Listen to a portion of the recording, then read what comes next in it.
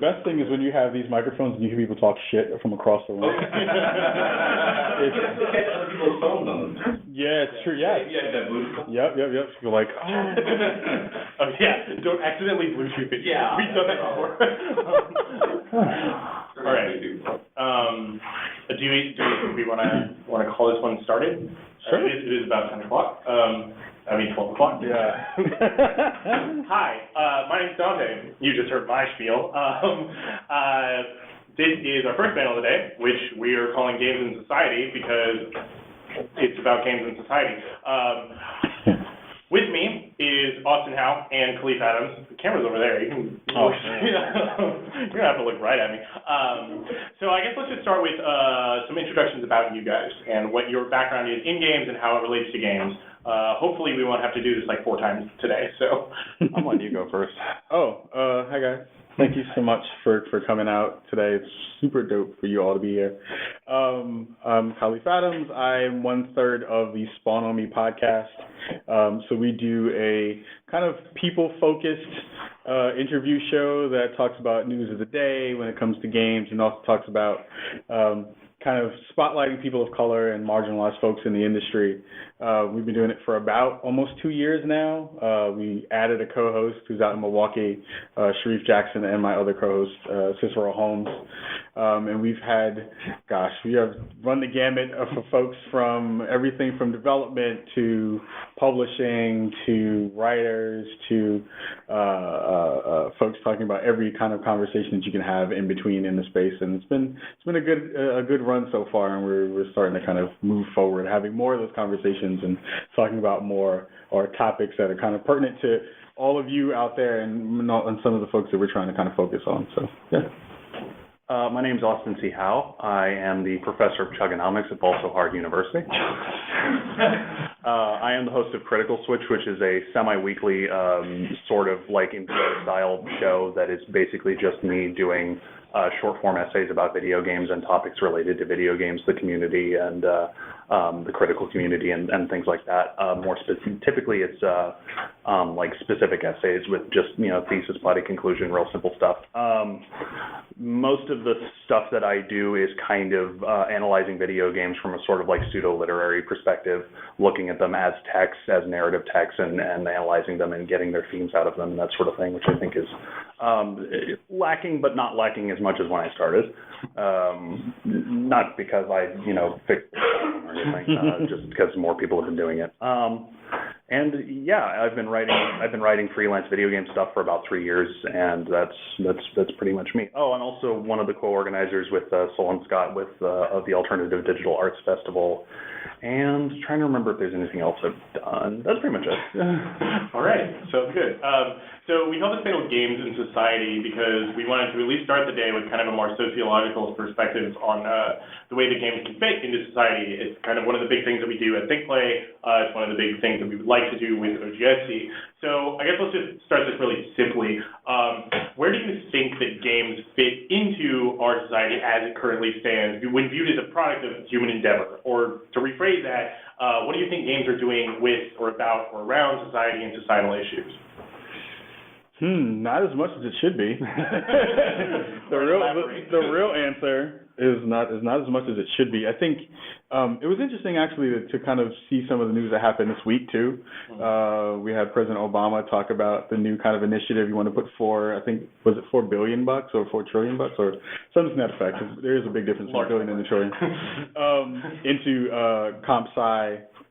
For kind of underprivileged youth and other sections, where he said we want to kind of have a focus now where we're talking about science, but we're also talking about how do we filter that into getting the kind of gateway drug of choice is gaming, and kind of starting that as a process to kind of start the conversation as far as getting people into science and getting into people into tech. Gaming has been doing a really good job of that. It's the reason why I went into, my job.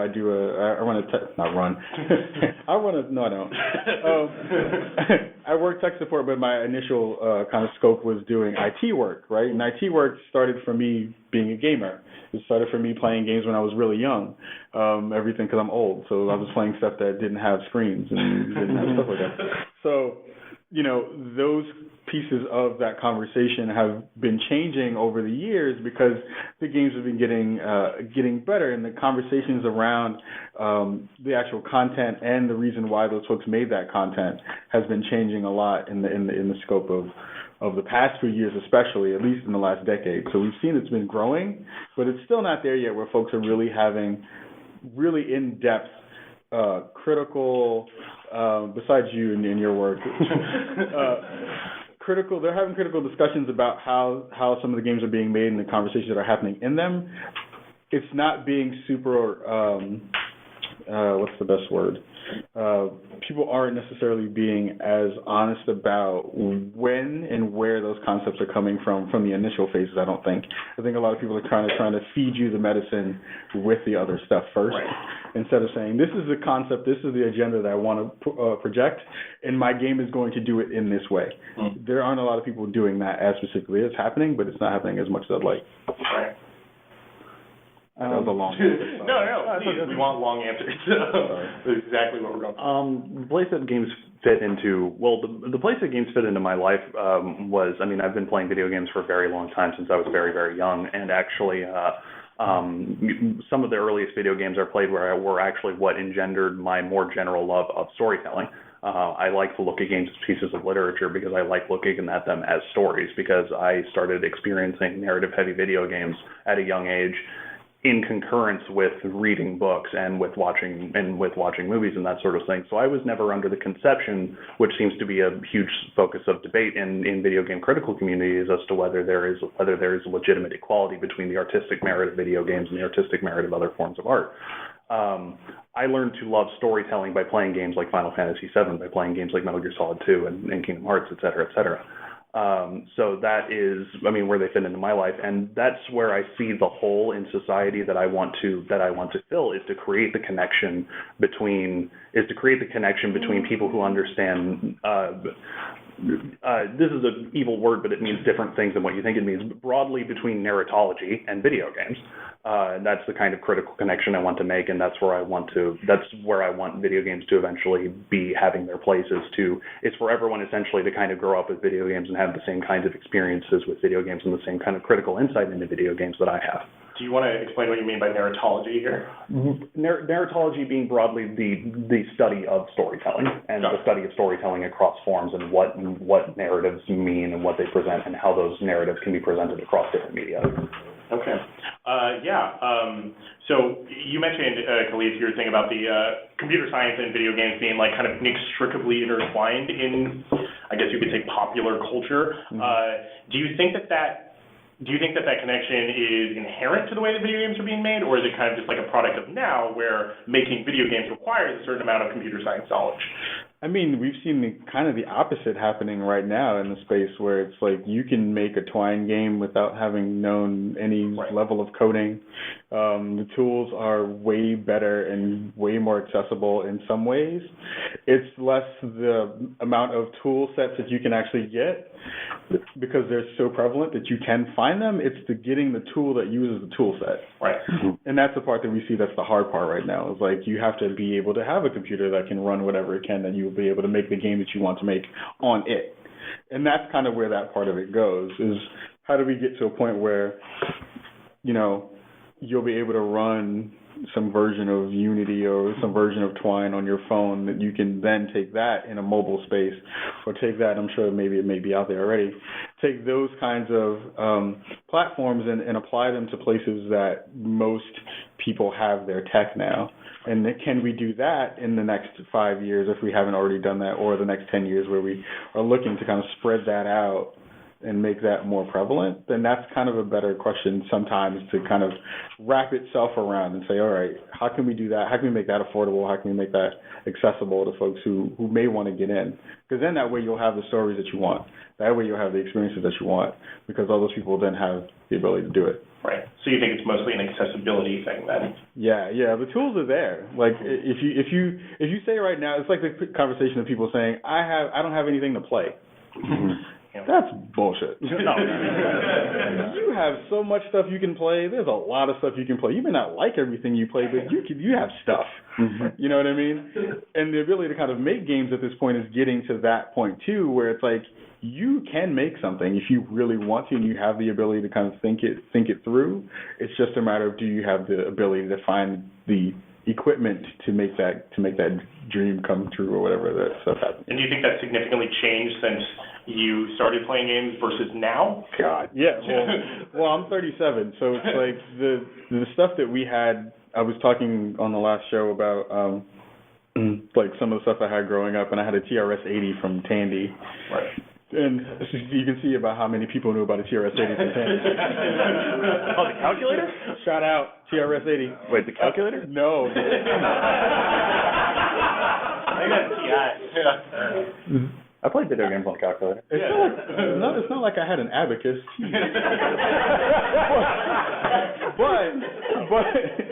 but it was a very different version of game making. It was more pen and paper. It was more kind of graphing things out and making that. It was your transference to video games had a very, very long arc to get to actual video game. It was paper, it was cardboard, it was board game, and then it became something later on when I was like 15 or 20 that then was like, oh, I can make this in an actual digital format. Yeah. I got a short thing about that, which is that I remember. Go ahead, yeah. I remember the thing about growing up in my age is that I ended up getting people born around my time were caught in a very weird intergeneration of technology and stuff like that. Like we were born around the time of VHS, and we saw it happen die within like the first 5 years of our life, and now DVD has gone the way of Blu-ray in the space of about 10 years, which, I mean, in terms of like technological generations, like vinyl lasted however long it did before CDs came along, which is at least 15 years, I think, I want to say, in terms of the history of recorded music. So that was a weird thing. When it comes to video games and things like that, I remember making games when I was a kid, but they were like board games, and I was designing RPGs, but they were essentially pen and paper RPGs. Not necessarily because I wasn't even a tabletop board gamer back then. It was literally just like, okay, I don't have a computer to make a video game with. And even back then, like RPG Maker existed back in those days, you know, even like it had console releases and things like that to where you can make like your own generic RPGs with, but they were still extremely hard to use and extremely hard to understand and really, really, really dense, not to mention you needed to have like 4 or 5 memory cards to remember to save any of the data. It's like it's like if I had been born a few years later, then I would have been totally equipped to be ready for like all of the prominence of like game making tools that are accessible to people now. But now it's like I've totally dedicated my efforts to other stuff, and I still would love to make video games sometime in the future, but I would have to take time to sit and learn the new skill, which is the time that I took when I was a kid to learn how to write and learn how to play guitar and learn how to do a number of other things. Mm-hmm. So that was just, I feel like I got caught in a weird technological in-between generation because I remember reading a book about how to make a video game, and the first thing they told you was how to make Pong. Right. Right. Yeah. And that's what video game textbooks were like, 10 years ago. What's Pong? What's a TF-80? What was that thing called? Touche. The TRS-80. Tandy had a big box. Tandy keyboard. Okay, so switching gears a little bit. Do you have any thoughts about how games could be used as an influencing force on society, or do you think they already are? Or if so, how? Literally just go on about this sort of thing. If we're going to assume here, this is just a blanket statement for OGSC, games are art, and let's just not, we don't need to talk about that.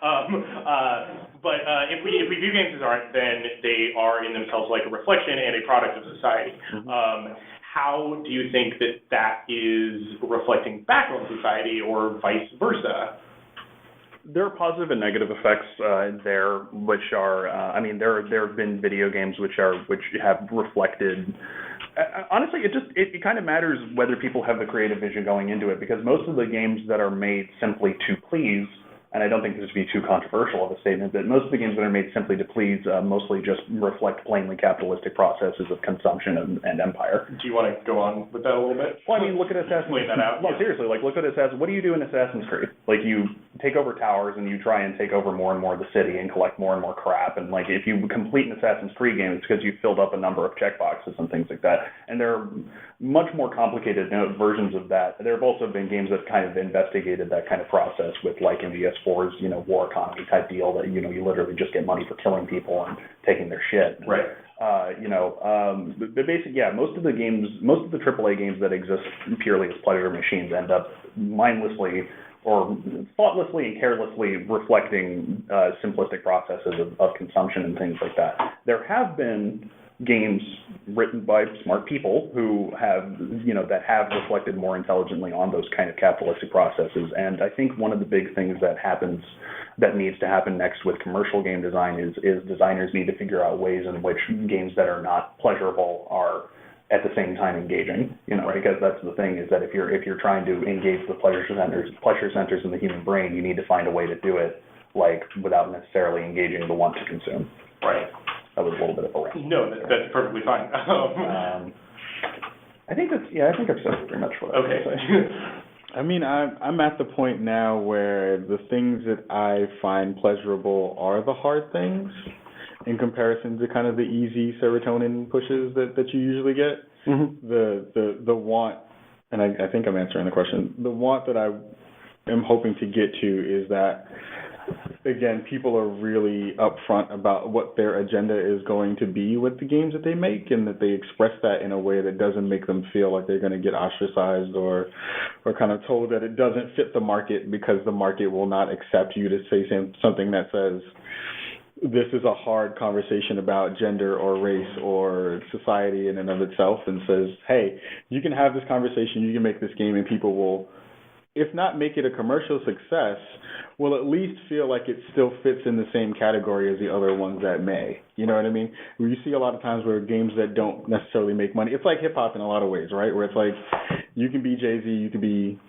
Talib Kweli, right? You can be Jay and make a lot of money, say a lot of bullshit, and still get paid. Or you can say something sometimes that's fairly decent and you will never make as much money as the other person. Right. So you'll see that in the game space as well, where you see games that are really thoughtful, or even just the ideas and concepts. Like there was the kind of concept and conceptual game that Akira Thompson did called And Maybe They Won't Kill You, which is basically like it's a game in which you're a person of color, a black person, and you're going through the streets, and you basically have a die roll that tells you if and how much stress you would have encountered through different kinds of situations, right? So it's like you walk down the street, you go past the person who's inside their car, they see you, they close their door and lock it. Dice roll 10. You get 10 stress points because of that. And there's no way to kind of get away from the stressful aspects of it because it continuously goes on. There's no negative points. You can't pull points away. But you can continuously go down these scenarios, and whichever one you choose will determine how much of a stressful part that influence it had upon you. And having stuff like that out in the world expressed through games and given to folks who don't necessarily play games often is where I think that switch hits, is when you give it to folks who don't necessarily have the preconceived notions of what a game is, nor do they think about things in terms of mechanics. They just think about the end result of the experience that they had and the feelings that went along with that. Once you get to that level, then it makes it very, very different for people and makes it kind of stick with you a little bit more. Right. So would you say you're in favor of, I guess there's a term that's been thrown around, some people like it, some people don't, but the term empathy game. Right. What do you think about that then? I mean, I think it has its place, and I think it's important.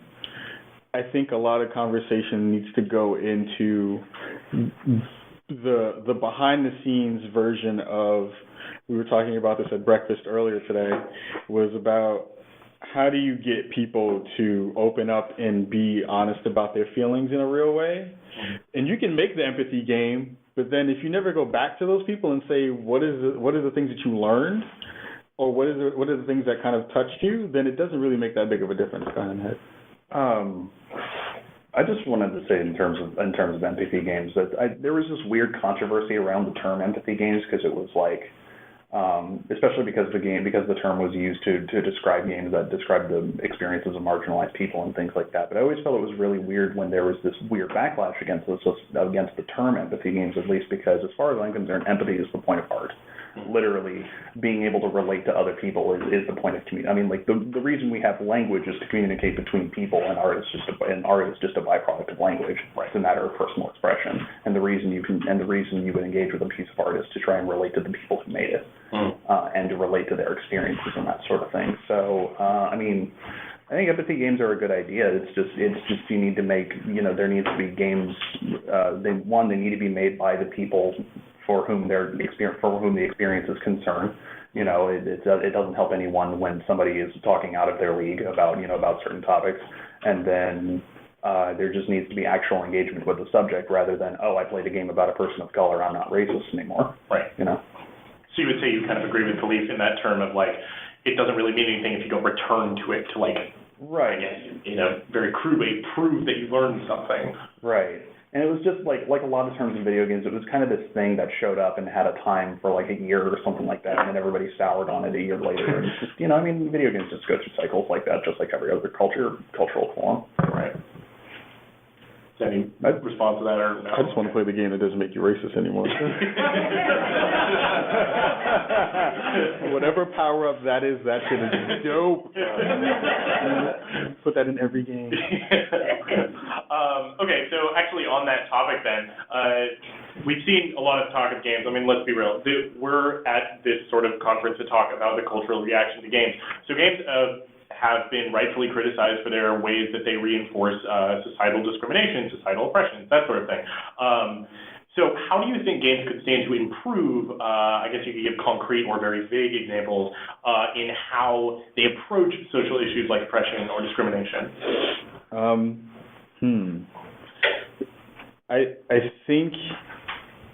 I think you have to have a foundation of people who have gone through those things be the foundation of where those games come from, and let the conversation come about from the other side that may not necessarily have understood, because the empathy game is like one side of that is supposed to feel something and they may not have felt that before, right? Having an open space and a dialogue that is kind of hard to have in broad spaces. You need to have them in intimate spaces, right? You need to be having them in rooms like this as opposed to Twitch or as opposed to social media, right? And saying, okay, so I made this game and this is the thing that I'm trying to convey to you as a person who may not understand it. Now, where do we go to have that dialogue?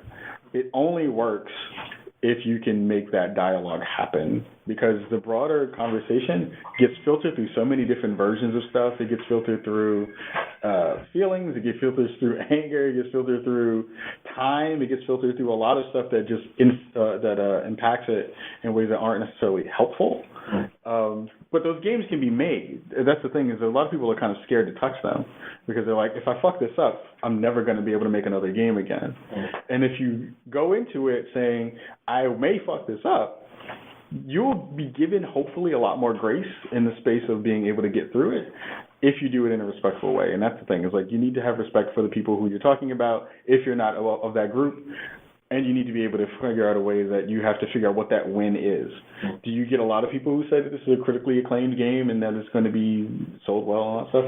You may never get that depending upon the subject matter. So it depends on a lot of different factors, and that was kind of a semi-answer. But no, that totally works. Yeah. I mean, you know what I want to say. No, go ahead. Oh, you don't?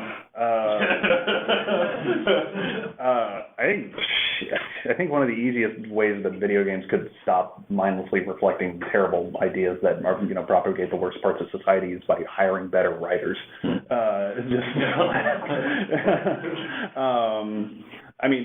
thing about it is, there's plenty of, weak sauce auteurs out there that, we all know their names and don't need to go over it. But the thing about it is that the smart games is written by the smart people, trust me, I wasn't thinking of the name you're thinking of. Damn it. You're not telepathic. That was one of the short versions, and I say better writers.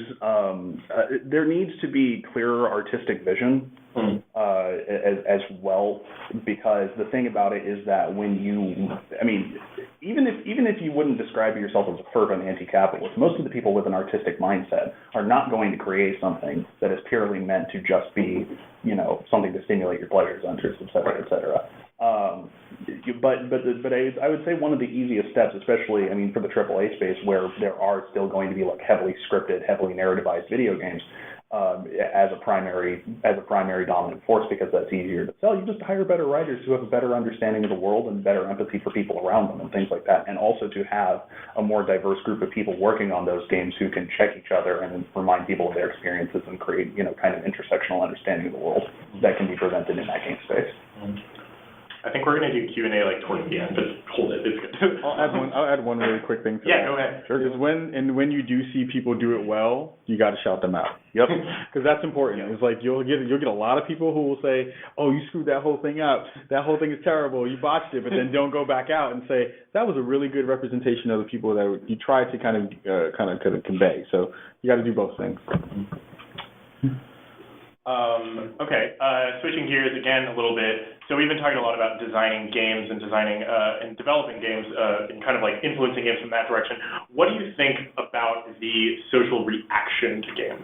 And by that I mean effectively fans, and how fans react to things and how fans react to changes and development cycles and that sort of thing.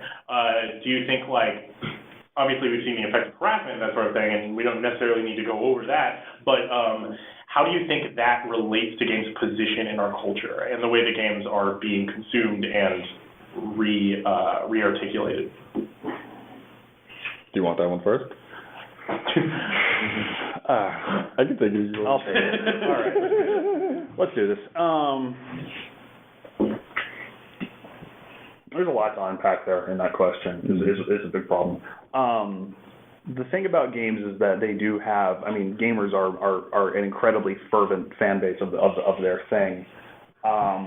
There are equally fervent fan bases that are equally, I would argue, equally toxic in the worlds of music, in the worlds of film, in the worlds of, you know, comic books and things like that. I would not say that games get unfairly accused of having a toxic space, but I feel like there is this harsh illumination on the toxicity of the game fan space that is simply not put towards any other play. I mean, quite frankly, when Anthony Fantano is one of the leading voices in music criticism, we have a problem. You know, because that guy's a dick. And, you know, you know, whereas the toxicity of games culture is one of those things that I think is uber highlighted because of the already exited cultural stereotype of video games as just being jack-off machines. Yeah. You know, just trying not to use the same word that's said over and over. No, it's fine. Literally just. You know, so the thing is that I think when people outside of video games see something like Gamergate, they just see what they've always believed video games to be, whereas Gamergate is actually a reaction to a changing game space that is becoming more inclusive. Right. Gamergate was, it was the norm, and that's the thing. And the reason that Gamergate now has a name to it is that it was the norm before, and now there's a name for the subset of people that do those things. Would you argue then that means that things are quote unquote getting better? Or are you saying that, I mean, if you're saying that now we have a name for this sort of thing, does that mean it's a smaller but more vocal? I would at least be subtle and say that the game space is evolving as such that Gamergate is a reaction to it. Right. And regardless of whether it's getting better or getting worse or staying the same, that there are new voices showing up that the MRAs and uber capitalists of the world are not happy with. Right. And it should not be seen as coincidental that the people showing up are women, people of color, trans folks, queer folks, etc. Mm-hmm. And especially anti-capitalists. Yeah, I think that's about everything I wanted to say. Yeah, absolutely. I think the beauty of where we are now in the space is that we have the ability. We have the ability to have our voices kind of heard, and sometimes that's not a good thing. The past GDC that I went to gave me a huge kind of appreciation for people who are sticking their necks out and putting themselves on the line to make their art, and to also understand that those folks have a thankless job in a lot of ways, where you don't see in many industries where people can have direct influence on the product that they are going to consume later.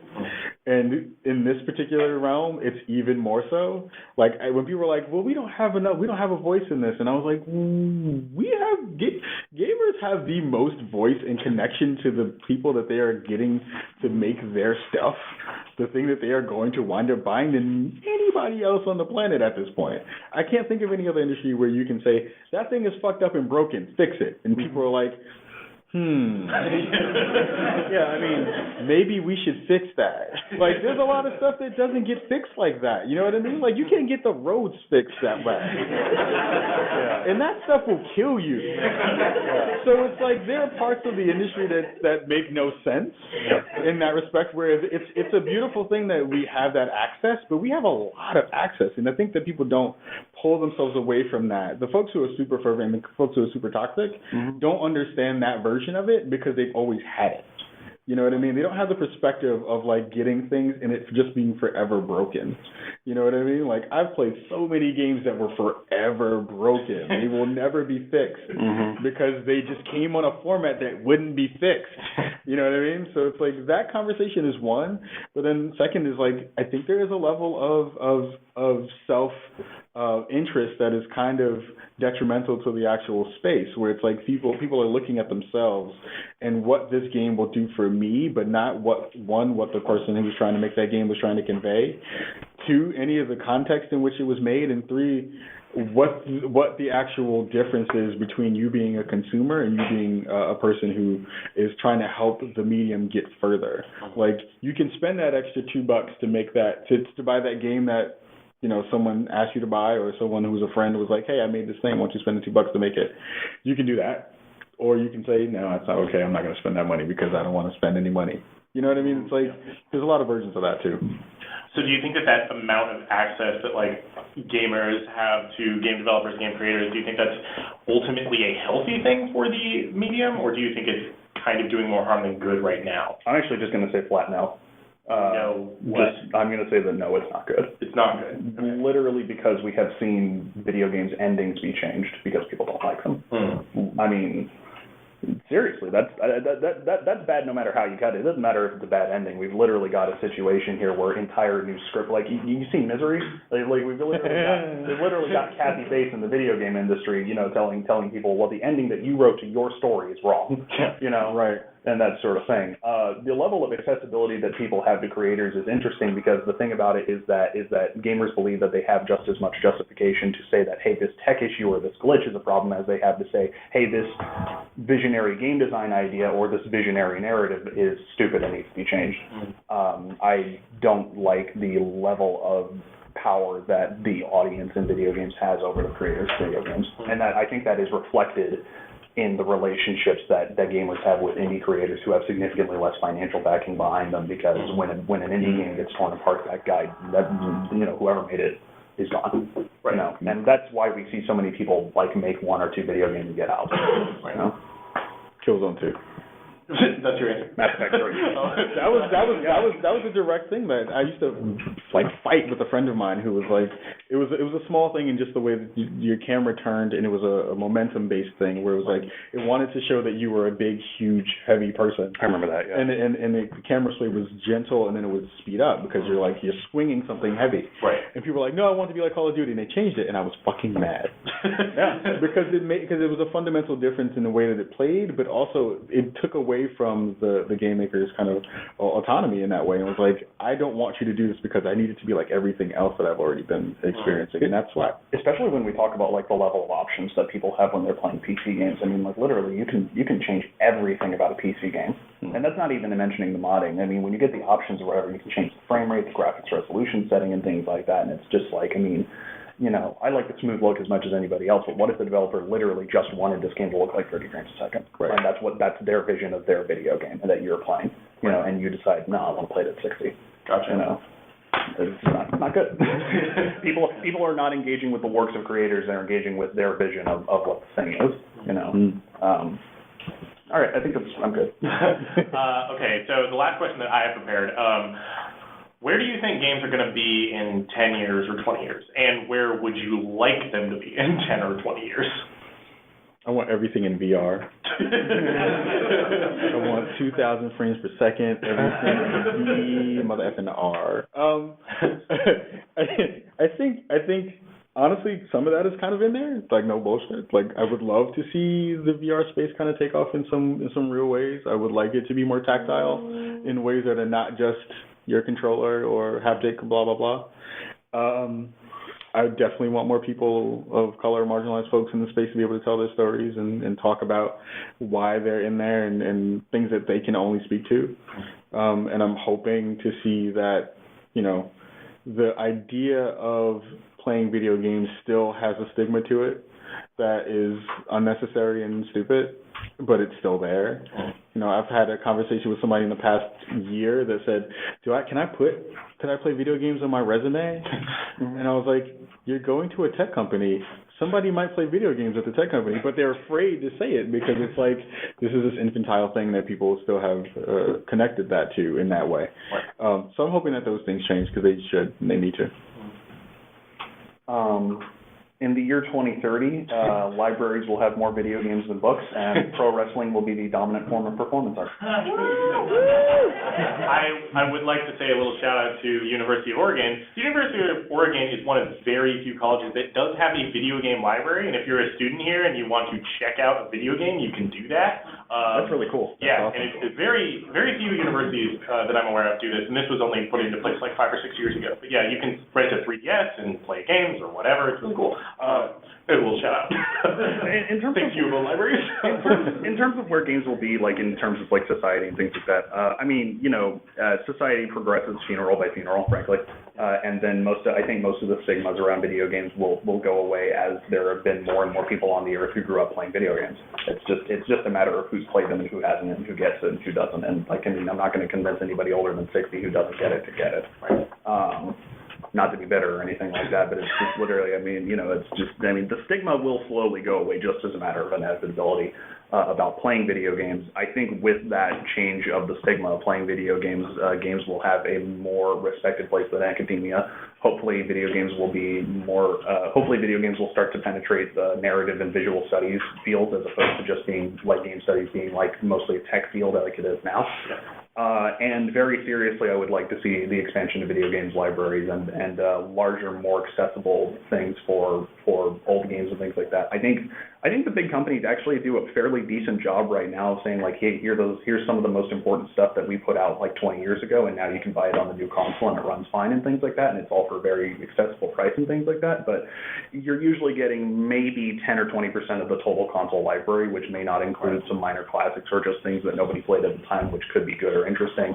Not to mention it's not running on original hardware and things like that, which that stuff's hard to do. But I think hopefully there will be more people who are obsessed with this kind of thing, and then somebody will be like, hey, we need to start making CRT monitors again, you know, to preserve the experience of playing a video game on a CRT monitor. Absolutely. And there's some folks who are doing some really great work in the archival space. Frank Cifaldi, Mike Micah, they've been doing some work with the Library of Congress to kind of get some of that stuff archived and put in there for eternity, until Fallout 5. Yeah. And then there's some other spots that are doing some work like that, and that's been really good to hear, is that people are taking the time to make sure it's running, or at least close as much as it can be to original hardware, so that they can keep all the bugs and blah and stuff in there. Oh, and the biggest thing I want and need to see in the next 10 years is greater communication between different languages of games criticism, because I seriously know nothing about what's happening in games crit in Japan, which is astounding considering that most of the most important video games ever made came from Japan. Yeah, absolutely. All right, well, that's all the questions that I had. I guess we'll open the floor to Q&A, and I'll just try and pop people through. Yes?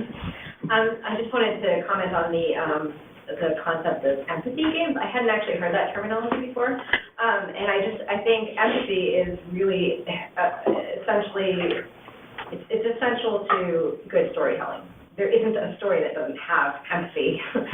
There are a lot of bad stories that don't. Yeah. You have to empathize with the character. Yeah. You have to empathize with the perspective that you're reading. Otherwise, you just stop reading it. So if it's going to be an effective story, it has to have that element to it. And I think games are essentially a multidimensional form of storytelling. And so, and also comment on the idea of technology as a barrier and the affordability of technology as a barrier. That's also partly why the games industry has developed in such a terrible way, why the community is what used to be so terrible, and why it's changing now is because people were shut out from the industry because you had to have enough money to pay for an entire team to create a game engine and then use that engine to then create games. And when smaller engines came onto the market, affordable engines like Torque and Unity and all of those engines actually opened up the community to indie developers. And let's not forget Flash. Yeah. Flash is true. And when those came onto the market, people were able to just start playing with it, and it's transformed the community, and I think that's a really positive, powerful thing. So,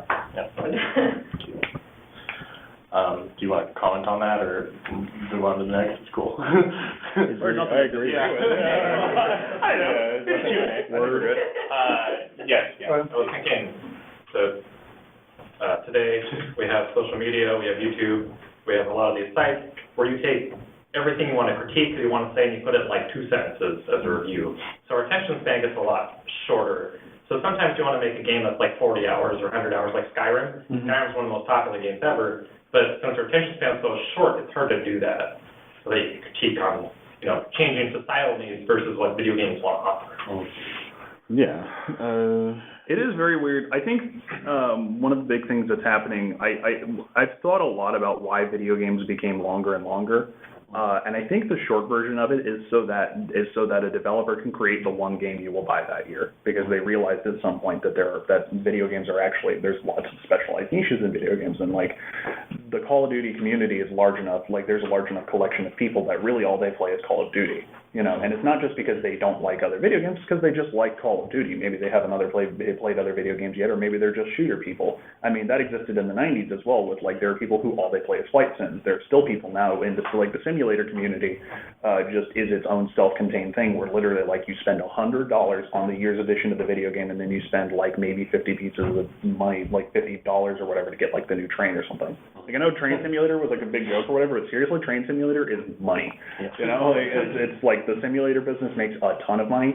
And I think there was, I think the kind of expansion of certain games that like on a PS2 would have been like a 12-hour, like cinematic experience, that sort of thing. They're just kind of like, well, what if we filled it with a bunch of like Tower Conquest, and now all of a sudden it's 60 hours, and that's the only game you have to buy this year if you only want to buy one video game. I feel like it's just representative of the competitive nature of the market, essentially, of the AAA market specifically. And the niche is getting a really good long game that's actually good. It's not just filled with filler and. And also a vast misunderstanding of why long JRPGs were compelling, because none of the Western games that are like 50 hours plus get it. Yeah. None of them. Not one. Yes, in the back. First off, from an autistic point of view, playing video games, sometimes the empathy is there. I can feel it for the character or something that happens to somebody. Like I was just watching the gameplay for The Path, and it's a totally different twist on a game that I haven't quite seen before, but I can feel it for. So I think it is there. I think they're starting to kind of go in that way a little bit, where you're like, oh my gosh, this character, like you separate yourself from the avatar, I guess.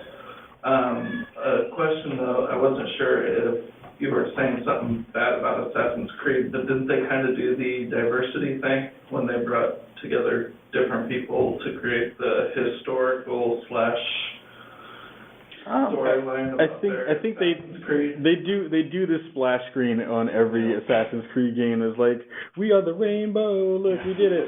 Yeah. Right. I feel like which is I assume that they're telling the truth. But I think that there's a good version of that, right? And that kind of goes to the conversation. I was like, you do have to give folks some kudos when they at least are trying to do some of it, but then on the back end of it, some of the gameplay mechanics or some of the actual parts of the game undercut it. And you'll see that often, where you'll have folks. Because I like the New Orleans one that they did, where you play as the black slave girl. Right. Right. That was actually, I thought that was actually pretty well. Yeah, I've given the Assassin's Creed game a lot of flack over the years, but in recent years they have actually made a bigger point to at least try and tell empathetic stories about people of color and things like that. Like Assassin's Creed 3 was an interesting attempt to reconcile, Native American identity with the American Revolution, and then there were I think there were 2 games about slaves.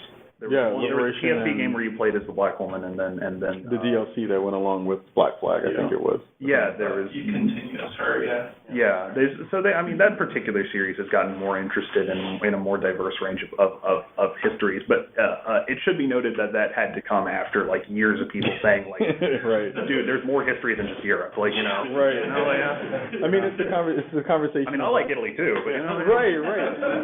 It's why. Word. It's the reason why I'm super excited for the folks who are doing Orion, Legacy of the Coriolis. Like, they're making a game out of. You want to set up the background for that a little bit, because it's a cool setup. God. So they're because I'm gonna botch some of it. Because I forgot like all where they're from and things and all that, and I'm just like Africa, and I'm like, yeah, but there's actually. So they're basically using African lore that they have decided that they want to focus on.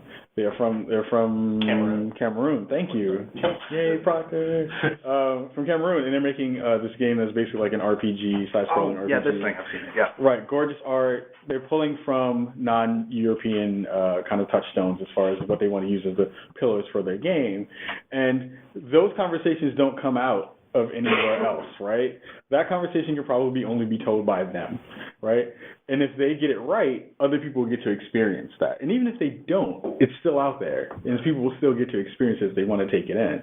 So you have to like prop that up, and then also talk about a company like Ubisoft that will make an Assassin's Creed where they have the rainbow, but then also Deus Ex. No, was it Deus Ex? Did Ubisoft do that, or was it somebody else? That was Ubisoft Montreal. Ubisoft Montreal, right? Right. Okay. Not Ubisoft. Was that Square Enix? That's what I'm saying. Was that Square Enix, or was it? Eidos Montreal. Oh, it was Eidos Montreal. Yes, there you go. Sorry, wrong company. Anyway, different game. I was conflicting too. But you have to prop those people up and give them a space to be able to say that they made this game and promote it and share it and give it away. But then also tell Ubisoft, like, this is great, but there's some stuff in your game that might be wrong. You have to be able to do both at the same time. Sorry. One of the big things about diversity of development teams that I think most needs to be noted is that the development teams actually are incredibly diverse. Yeah. The problem is that the diversity of it becomes more noticeable the further down the totem pole you get, is the short version. Is like the director, the executive producer, the soundtrack artist, et cetera, like all of the top people on the project are white men.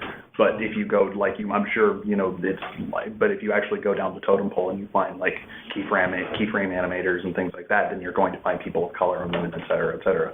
Because I mean, if you read the credits to any of the video games you play with the fucking 1,000 people that are in the credits of these games, you're going to find names that are like, yeah, that's not a white dude,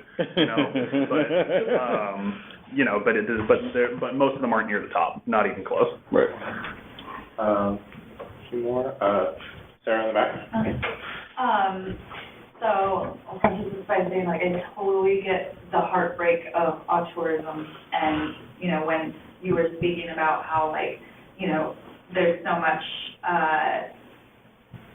opportunity for people to mod your game, play it at different speeds and stuff. But my question, and like, the internet has a love-hate relationship with any creator, I think, in that there's all these voices who can say whatever they want about what you do. And my question is kind of a twofold.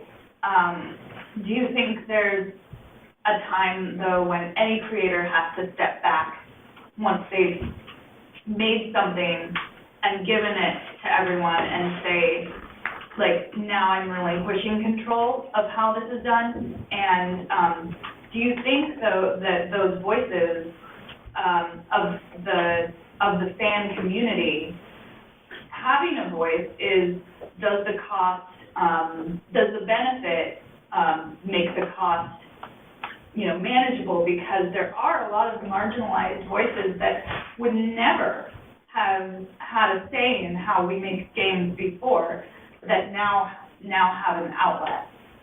Well, when it comes to, I talked a lot about, like, oh, you can even change, like, the way the game looks, which might have been a thing. I mean, I'm colorblind, so I would want, then obviously I would have a vested interest in changing the way a game looks, and, so that would be one thing. I mean, there needs to be there needs to be, a space for people to talk to creators about in particular, especially like those kinds of issues. And there does need to be backlash, of course, when people are represented poorly. Like we saw in Deus Ex in particular. Boy, that was a bad one. Do you all know what that incident was? Do you want to really quick? It's a futuristic game, and they had someone sounding like they were from slavery times talking about as a character, as an NPC that you rolled up. The joke I heard was like it was a Zatarans commercial. It was worse than a Zatarans commercial. Really? Okay. Yeah, it's been years since I played that game, but yeah, it was really, really bad. Yeah. We joke about it often on the show, actually. Go ahead. It's a hard thing for me because the thing about it is that when you have a conversation, when you have a community of people who are talking about the games and things like that, you have the marginalized people who have interesting and important things to say about what the thing is, and some legitimate things to say about it. Well, I'm colorblind and this doesn't, I can't really even look at this game, like what has happened with The Witness recently, or I'm a marginalized person and this is like really offensive to people in my group and things like that. But the conversation is dominated by people who have really petty interests, such as, just one of the more popular examples recently is like, hey, the game's locked at 30 frames. Why is it locked at 30 frames? You suck. Or everything should be running at 60 or 120 frames now because I've got a monitor that nobody on Earth can afford, something like that. It's just, I think there's so much fan input on games these days, and I feel like not enough of it is coming from the people who are actually severely affected by the way games are made. And so much of it is coming from the people that the games were already meant to please, who are not willing to give the creators any space to be themselves. And I think just to piggyback on that real quick, as far as creative control, you'll see companies that are now trying to mitigate that by doing a lot of developer streams, which I think is super smart. Like, I think if you have a game that's going to be coming out and you can do a dev stream and can be consistent with it, Boss Key's been doing really good ones like that. Media Molecule's been doing really good ones with that. The folks at Epic with Paragon that's going to be doing some stuff later on in the year. They're committing to showing you the ugly, so that by the time you get to the stuff that's pretty much done, you would have understood what some of those kind of key takeaways that you would have had to have made, or things you had to pull out, or things that you had to discuss. It was a really great conversation from the art director on Lawbreakers, who basically said, our games have canon. This game has canon. These weapons would only be used by these particular people. So if you would ask me, can I make this game by another kind of corporation in the game, I would tell you no. There is a specific reason because the canon fits for this thing. So creative control is important, but it also is one of those things where you have to mitigate that by showing people the ugly before you get to the finished thing. I think also like the whole kind of auteurism and all that sort of thing, it goes in cycles and things like that, obviously. I mean, just to name film for an example, there was that like big swing of auteurism in American film in the 70s, and then by the end of it, we'd all seen Heaven's Gate and gone like, maybe that guy's just up his own ass. And then, and then it kind of, these kinds of things swing back and forth, especially in video games where like, I mean, even the first wave of like auteur theory in video games has already hit the serious backlash. I would say, like around 2014 or something like that, we started talking about how, well, why aren't we talking about all the other people who have creative input on this project and that sort of thing, which was very legitimate. I talk about a lot of games that really don't have an auteur. They have a team of like 6 or 7 people who are the major creative inputs that altogether represent a kind of autorial voice, so to speak. It's kind of a thing right now where it's like the people who create the video games need to have a certain amount of control in ways that they just don't right now. But there are plenty of other ways. Like, I can't give an easy answer on this. It's totally 50-50. I wish I could give a much clearer answer about this, but I don't have one. So we have time probably for one more question. Go with you. Yeah. Just as you talk about how the community likes to change everything that they get their hands on, how do you feel about taking literary works like, I don't know, War and Peace or The Rise and Decline of Rome or a historical context thing, not in schools or maybe in schools, you know, to make games and maybe not Total War, but something more learned. You know, like just adapting. Adapting fine words. Right. Interaction. The main thing that, I mean, the joke about video games has always been that you can't make a game out of War and Peace because there's just so much damn talking, right? Well, the thing about it is that that's not really the problem. You just need to make the talking what's interesting. You need to make the talking itself interesting. I would actually love to see adaptations of literary works into video games. I've often thought about, for example, like what it would take to make a video game based off of like Slaughterhouse-5. I think that'd be a great video game if you could make one. Harlan Ellison did a good argument for it when he made his computer game version of I Have No Mouth and I Must Scream in the early 90s, which was a huge success even at the time, and actually I think now it's on GOG for a fairly reasonable price. I've been interested in that. I've also would like to see games cover a wider range of historical topics. I mean, most of the warfare that you see in games is from a very particular period in the history of warfare, but like even there are no video games that are like first-person shooters where you use a musket, because that just would not be a fun game to play, right? But like the Civil War wasn't fun, so let's make a horribly unfun video game about the Civil War because it's not fun. Like, yeah, that's the point. Yeah. Like even, and then I would like to see like in kind of like the ability to go to places that we haven't gone before. Like I wouldn't mind seeing a Vietnam War game. I know some people tried it, but they got, again, backlash against it, and they said, no, we can't do it. I'd love to see some non-slavery black people games. Yeah. That would be dope. Like some stuff from the actual continent, that would be dope. A lot of people live there, and a lot of people did some cool stuff before slavery. That would be fun. Versus the British. Yeah, you know what I mean? Like there's a lot of history that can be discussed, and then people just don't do it because there's really easy versions of it to kind of touch on. And the worst part is that there's lots of good topics that would fit pretty well inside of the existing forms of video games. Like, I mean, you can make interesting real-time strategy games about some of the more famous historical war battles, and most of what you would need to make it affecting on a personal level is just to have a decent writer. The interesting part of that, actually, really quickly, is the fact that we talk about historical stories. We don't talk about current stories that are happening that could actually be made into things that would be really fun to talk about. I would have loved to have seen Life is Strange from the perspective of somebody in the Bronx. To be honest, the thing that would have been dope. I'd like to see Life is Strange from a lot of different perspectives. Well, yeah. A thing that I've often thought about is like, what would a contemporary video game about the Black Lives Matter movement look like? But I mean, I think about it, but I don't execute on it because look at me. Pong. You know? Pong would be the version of that. Bring it all back around. More like Europa Universalis. There you go. There's the Europa Universalis. You're actually completely right about that. Yeah, right. Yeah, certainly. Yeah, All right, that's just not my field. We are pretty much at the end of the time for this panel. Thank you so much for attending.